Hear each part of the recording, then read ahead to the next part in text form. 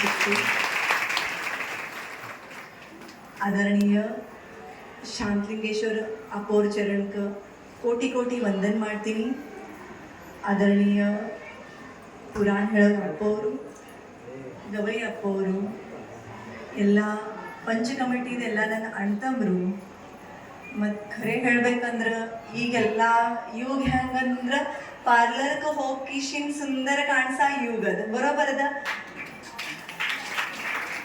ಆ ಯುಗ್ನಾಗ ಇರಿಕಲ್ ಶೀರಿ ಉಟ್ಕೊಂಡು ಹಣಿ ಮ್ಯಾಲಿ ಪಟ್ಟ ಹಚ್ಕೊಂಡು ತಲೆ ತುಂಬ ಶರ್ಗ್ ಹಚ್ಕೊಂಡು ಇಲ್ಲಿ ಉಪಸ್ಥಿತದ ಎಲ್ಲ ನನ್ನ ಔದ್ಯಾರು, ನನ್ನ ಅಕ್ಕಂಗ್ಯಾರು, ನೀವೆಲ್ಲ ಭಾಳ ಭಾಳ ಭಾಳ ಸುಂದರ ಕಾಣಿಸ್ತೀವಿ.